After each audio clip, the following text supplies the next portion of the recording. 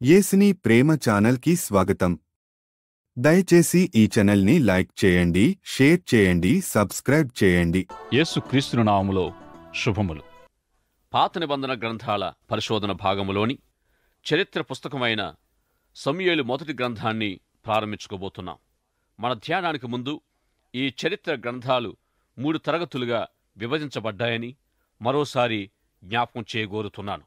మొదటి 3 గ్రంథాలైన న్యాయాధిపతులు, యెహోషువ మరియు రూతు అలంకార రూపంగా వ్రాయబడ్డాయి. ఈ విషయాలన్నీ వారికి దృష్టాంతాలుగా సంభవించి ఈ యుగాంతమందున్న మనకు బుద్ధి కలుగుటకై వ్రాయబడ్డాయని అపోస్తలుడైన పౌలు వ్రాసిన కొరింథీ మొదటి పత్రిక 10వ అధ్యాయము 11వ వచనములో మనం చూస్తాం. ఇక రెండవ భాగంగా చరిత్ర గ్రంథాలుగా పిలువబడే సమూయేలు మొదటి గ్రంథం, 2వ గ్రంథం, రాజులు మొదటి గ్రంథం, 2వ గ్రంథం, దినవృత్తాంతములు మొదటి గ్రంథం, 2వ గ్రంథం అనబడే ఈ 6 గ్రంథాలు ఇశ్రాయేలు రాజ్య సమాచార గ్రంథాలని పిలువబడ్డాయి.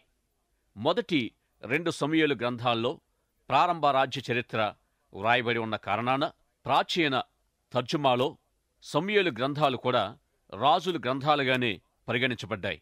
ఆ విధంగా రాజ్య సమాచారము కలిగిన గ్రంథాలు 4, కానీ ప్రస్తుతం రాజుల గ్రంథాలు 2గానే గుర్తింపులో ఉన్నాయి. ఈ గ్రంథాలు దేవుని రాజ్యానికి నమూనాలుగా ఉన్నాయి. ఈ గ్రంథాలు మనకు దేవుని రాజ్యాన్ని గూర్చి బోధిస్తున్నాయి. ఈ గ్రంథాల పరిశీలనకు చేరిన ఈ ప్రస్తుత దినాల్లో మనము ఎట్టి సందేశాన్ని పొందగలము, లేక ఏమి నేర్చుకోవలసి ఉన్నది అనేది ఎంతో ప్రాముఖ్యం.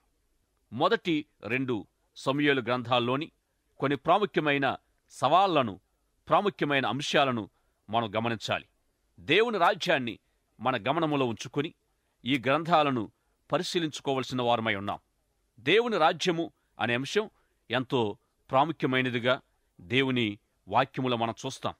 నేటి మన క్రైస్తవ జీవితాలకు ఈ విషయం ఎంతో ముఖ్యమైనది. సాధారణంగా మనిషి కలిగి ఉండే మానవత్వపు విలువలు అన్నిటిని గూర్చి బోధించిన తరువాత దేవుని రాజ్య విలువలను గూర్చి యేసు ప్రభు మత్తయి సువార్త 6వ అధ్యాయములోని కొండమీది ప్రసంగములో ప్రబోధించారు.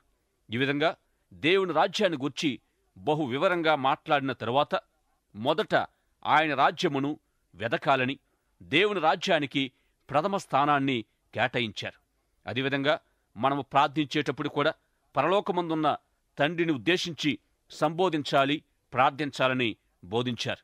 పరలోకమందున్న మా తండ్రి, నీ నామము పరిశుద్ధపరచబడునుగాక, నీ రాజ్యము వచ్చునుగాక, నీ చిత్తము పరలోకమందు నెరవేరుచున్నట్టు భూమి యందును నెరవేరునుగాక. ఈ విధంగా ఈ ప్రార్థనలో దేవునికి, దేవుని చిత్తానికి ఇవ్వవలసిన ముఖ్య స్థానము మనకు కనిపిస్తుంది. ఈ ప్రార్థనలోని మొదటి 3 అంశాల్లో దేవునిది ప్రథమ స్థానం. తరువాతి భాగములో మన స్వంత అవసరాలను గూర్చి తెలుపబడింది. దేవుని వాక్యములో మరెన్నో అద్భుతమైన ప్రార్థనలు ఉండగా ఈ ప్రార్థననే దేవుడు ఎందుచేత మాదిరి ప్రార్థనగా మనకిచ్చాడు అంటే దీనిలో దేవుని రాజ్య ప్రస్తావనే అధికంగా కనిపిస్తుంది. యోహాను సువార్త 3వ అధ్యాయములో యేసు ప్రభు అర్ధరాత్రి తన యొద్దకు వచ్చిన నీకోదేముతో, ఒకడు క్రొత్తగా జన్మించితేనే గాని దేవుని రాజ్యమును చూడలేడని చెప్పాడు. గనుక దేవుని రాజ్యాన్ని చూడగోరేవారు, దేవుని రాజ్యములో ప్రవేశింపగోరేవారు మొదట పొందవలసినది నూతన జన్మానుభవం. అయితే ఆ రాత్రి ప్రభువుకును నికోదేముకును జరిగిన సంభాషణ ప్రాముఖ్యంగా దేవుని రాజ్యాన్ని గూర్చినదై ఉంది. అయితే దేవుని రాజ్య ప్రవేశానికి మొట్టమొదటిది లేక ప్రాముఖ్యమైన అర్హత నూతన జన్మ. నూతన జన్మ అనగా అంతములేని జీవితం. నూతన జన్మం పొందిన వారు నిరంతరము జీవిస్తారు. నూతన జన్మ పొందిన వారికి అంతము లేదు. అసలు మనిషి ఆత్మకే అంతము లేదు. ఇక్కడ ఒక ప్రత్యేకత ఏమిటంటే నూతన జన్మ పొందిన వారి అంతము లేక గమ్యము దేవుని రాజ్యం. ఈ విధంగా దేవుని యందలి విశ్వాసముచే యేసుక్రీస్తులో రక్షణ పొందేవారికి అనుగ్రహించబడే దేవుని రాజ్యము ఎంతో గొప్పది. సమూయేలు మొదటి 2 గ్రంథాలు, రాజులు మొదటి 2 గ్రంథాలు, దినవృత్తాంతాలు మొదటి 2 గ్రంథాలలోని ప్రాముఖ్యమైన అంశం ఏమిటంటే దేవుని రాజ్యం. మానవుల మధ్యలో దేవుని రాజ్య ఆరంభాన్ని గూర్చి మరొక్కసారి ఈ ధ్యానాల ద్వారా మన జ్ఞాపకాలను నూతనపరుచుకుందాం. దేవుడు తన ప్రజల కొరకు మొదటిగా దైవ పరిపాలననే ఉద్దేశించి తానే వారిని పరిపాలించాలని ఆశించాడు. కాని తన ప్రజలు మానవ పరిపాలన కోరుకున్నారు. దైవ పరిపాలన అంటే దేవుడు తాను ఏర్పరచుకున్న వ్యక్తి ద్వారానే వారిని కనాను యాత్రలో నడిపించినట్లు అద్భుతమైన విధానాల్లో నడిపించగోరాడు. ఉదాహరణకు మోషే ఒక మానవుడే. అతడు పర్వతం పైకి వెళ్లి ప్రజల పక్షంగా దేవుని ఎదుట ఒక యాజకునిగా విజ్ఞాపన చేశాడు. దేవుని యొద్ద నుండి దైవ సందేశాలను, దైవోద్దేశాలను తీసుకొని ఒక ప్రవక్తగా ప్రజల ముందుకొచ్చేవాడు. ఈ విధంగా మోషే, సమూయేలు వంటి ప్రవక్తలు, యాజకుల ద్వారా దేవుడు తన ప్రజలను నడిపించగోరిన విధానం దైవ పరిపాలన. సమూయేలు దినాల్లో ప్రజలంతా సమూయేలు దగ్గరికొచ్చి, ఈ దైవ పరిపాలన ఏర్పాటు మాకు వద్దు, ఇతర జనుల్లాగా మాకు ఒక రాజు కావాలి అని కోరారు. వారా విధంగా అడిగినందుకు సమూయేలు చాలా కోపావేశుడై బాధపడి దేవుని యొద్దకు వెళ్ళాడు. అయితే దేవుడు, వారు నిన్ను విసర్జింపలేదు గాని తమ్ముని ఏలకుండా నన్నే విసర్జించారని చెప్పాడు దేవుడు. ఇంకా వారు కోరినట్టే వారికొక రాజును ఏర్పాటు చేయమని దేవుడు చెప్పాడు. ఇదే విధంగా దేవుని ప్రజలు కనాను యాత్రలో మన్నాతో పోషించబడుతున్నప్పుడు మాంసం కావాలని సనిగేవారు. అయితే 1 దినం కాదు, 2 దినాలు కాదు, 1 నెలంతయు ప్రతిరోజు మీ ముక్కు రంధ్రాల్లోనికి దాని వాసన వచ్చి దాని వలనైన అసహ్యత మీకు కలిగే వరకు తింటారని దేవుడు చెప్పాడు. నీకేది కావాలో దానిని పొందడానికి దేవుడు అనుమతిస్తాడు. అయితే దాని ఫలితం లేక పర్యవసానం నీవే అనుభవించాలి సుమా. వారు మాంసం కోరినప్పుడు వారు పొందారు. అయితే వారి ప్రాణాలకు క్షీణత కలుగుచేసిందని, అది వారి ప్రాణాల మీదకొచ్చిందని కీర్తనాకారుడు తెలియజేశాడు. అయితే 37వ కీర్తనలో హృదయ వాంఛలను తీర్చువాడు దేవుడే అని తెలియచేయబడింది. అయితే రాజు కావాలనే వారి కోరిక ఇట్టి ఫలితాలనే తేగలిగిందని వారికి ముందుగానే సూచించబడింది.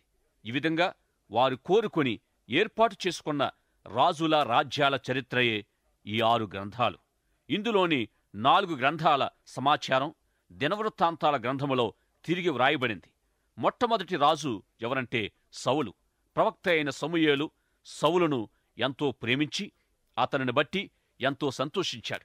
ఇశ్రాయేలు ప్రజల మొట్టమొదటి రాజును అభిషేకించే ఆధిక్యత సమూయేలుకి ఇవ్వబడింది. మోషే సమూయేలుల వలె సౌలు ఒక యాజకునులా ప్రవక్తగా వ్యవహరించబోయినందున దేవునికి సౌలు అవిధేయుడై త్వరలోనే విసర్జించబడ్డాడు. మోషే సమూయేలులు దేవుడు చెప్పినట్టు చేశారు. సౌలైతే దేవునికి విధేయుడు కాలేదు. అతడు దేవుని ఉద్దేశాల్ని నెరవేర్చలేని కారణాన దేవుడు అతను తొలగించి తన హృదయానుసారుడైన మరి ఒకనికి తన రాజ్యాధికారం ఇవ్వనున్నట్టు చెప్పాడు. ఎవరైతే దేవుని చిత్తాన్ని నెరవేరుస్తారో వారి ద్వారానే దేవుడు తన కార్యాలు జరిగిస్తాడు. అధికారులు, నాయకులు, రాజులు అందరూ ఆయన చిత్తానికి లోబడేవారిగా ఉండాలి. అట్టివారినే దేవుడు ఇష్టపడతాడు. ఇశ్రాయేలు రాజ్యములో రాజు విధేయుడైన అవిధేయుడైన అక్కడ ప్రవక్త, యాజకుని జోక్యం కనబడుతుంది. రాజు దేవుని చిత్తములో విఫలమైనప్పుడెల్లా ప్రవక్త వచ్చి రాజుకు దేవుని మార్గాన్ని, దేవుని సందేశాన్ని తెలియచేయాలి. దేవునికి విధేయుడైన దావీదు ద్వారా దేవుడు తన పనులు జరిగించాడు. ఈ విధంగా దావీదు వారి రాజులందరిలో ఉత్తముడు. అతడు దేవుని చిత్తాన్ని ఎల్లవేళలా జరిగించాడు. తరువాత రాజైన సొలొమోను దేవునిచే వాడబడేవానిగానే కనిపిస్తాడు గాని అతడు 300 ఉపపత్నుల్ని, 700 భార్యల్ని చేసుకోవడంతో వారు అతని హృదయాన్ని త్రిప్పివేసినప్పుడు అతడు దేవుని నుండి తప్పిపోయాడు. దేవుని ప్రజలకి గొప్ప నష్టం సంభవించింది. సొలొమోను పాపాల వల్ల రాజ్యం విభజించబడి ఇశ్రాయేలుగా పిలువబడే 10 గోత్రాలు ఒక రాజ్యంగా, యోదా, బెన్యామీను అనే 2 గోత్రాలు యోదా రాజ్యంగా వేరైపోయాయి. కాలక్రమేణా ఉత్తర రాజ్యమైన ఇశ్రాయేలు అస్సూరుచే, దక్షిణ రాజ్యమైన యోధా బబులోనుచే చెరపట్టబడ్డాయి. ఇక ఉత్తర రాజ్యమైన ఇశ్రాయేలు తిరిగి ఎన్నటికీ స్వదేశాన్ని చేరలేదు. 70 సంవత్సరాల అనంతరం బబులోను పారసీక రాజ్యముచే జయించబడిన కారణంగా యూదులు పారసీకుల ఆధీనంలోనికెళ్లారు. పారసీక ప్రభుత్వములో మొదటిగా జరిగిందేమిటంటే, మహాచక్రవర్తి కోరెష్ దేవుని దర్శనం పొంది యూదుల నిమిత్తం కదిలించబడి యూదులను చెర నుండి విడిపించి తమ దేశానికి పంపివేయడానికి దేవుని మందిరం పునర్నిర్మాణానికి శాసనాన్ని అమలుపరిచాడు. ప్రియ సోదరీ సోదరులారా, హెబ్రీ చరిత్ర అధ్యయనం ఎంతో కష్టతరమైనదని గతములో మనం తెలుసుకున్నాం.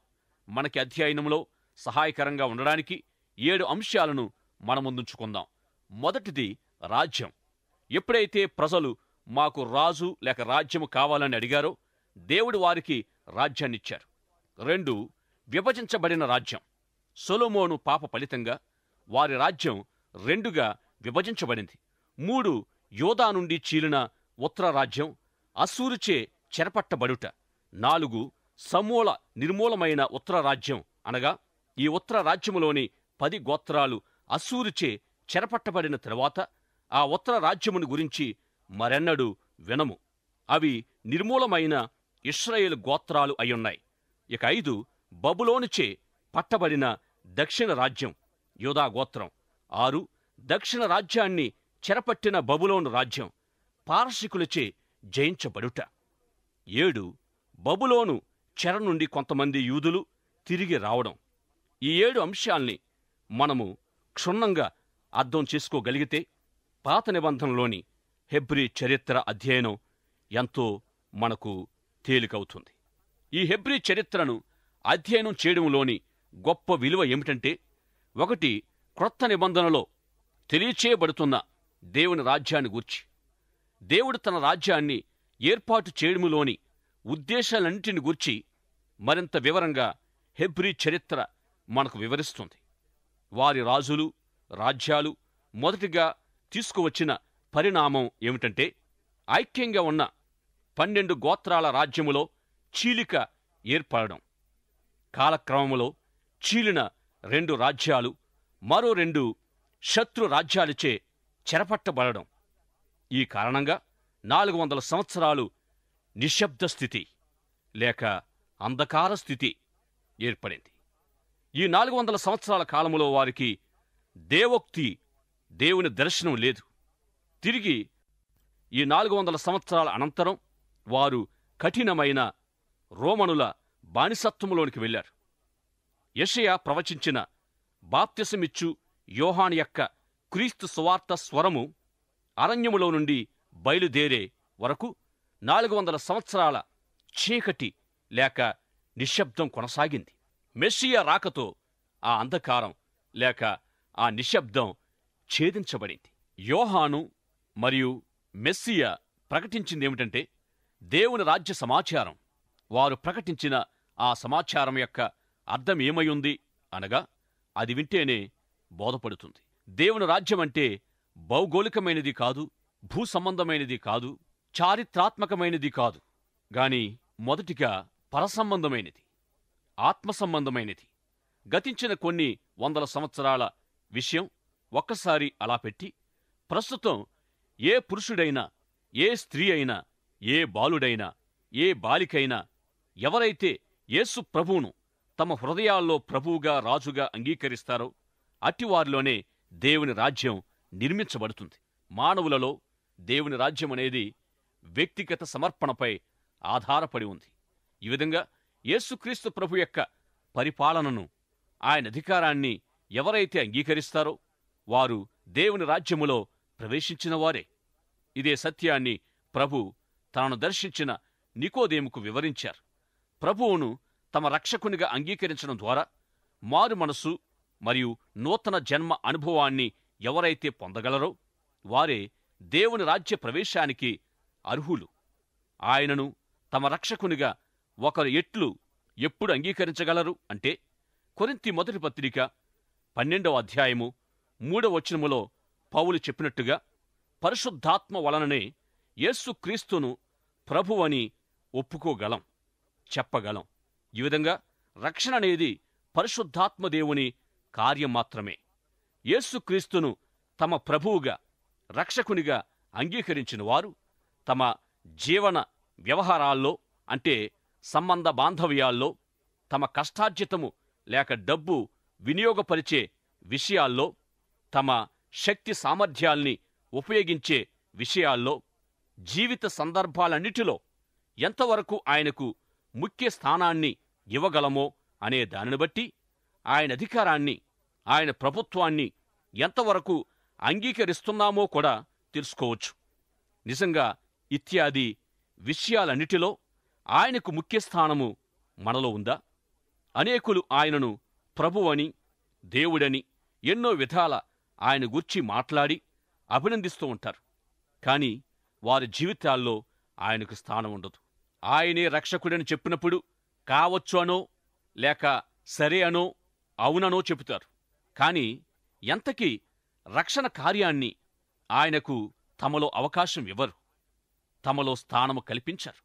ఒకవేళ ఆయన ప్రభుత్వాన్ని, అధికారాన్ని సంపూర్ణంగా అంగీకరించలేకపోయినప్పటికీ ఎక్కడైతే ఆయనతో సరైన సంబంధం కలిగి ఉండాలో తెలుసుకొని అక్కడ నుండి ఆయనతో సహవాసము ప్రారంభించినప్పుడు జీవితంలోని మిగిలిన భాగాలన్నింటినీ ఆయనే సంపూర్ణపరుస్తాడు, పరిపూర్ణపరుస్తాడు. అంటే దీని అర్థం ఏమిటంటే, మొదటిగా ఆయనను మనల్ని రక్షించడానికి వచ్చిన మన పాప విమోచకుడిగా అంగీకరిస్తే మిగిలిన మన జీవితమంతటినీ ఆయన విమోచిస్తాడు. ఈ విధంగా దేవుని రాజ్య స్థాపన మనలో ఎంతో సులభం అవుతుంది. అదేవిధంగా దేవుని రాజ్య ఉద్దేశము కూడా మనము అర్థం చేసుకోలేనంత, అందుకోలేనంత కఠినం కాదుగాని ఎంతో సామాన్యమైనదిగా ఉంది. దేవుని రాజ్యమనేది ఎప్పుడో మనం మరణించాక మాత్రమే లభ్యమయ్యేది కాక, ఎప్పుడైతే పరలోకపు రాజును అంగీకరిస్తామో అప్పుడే ఆ వెంటనే మనకు దొరుకుతుంది. తిరిగి జన్మించిన వారికివ్వబడే దేవుని రాజ్యానికి మనిషి మరణంతో పనిలేదు.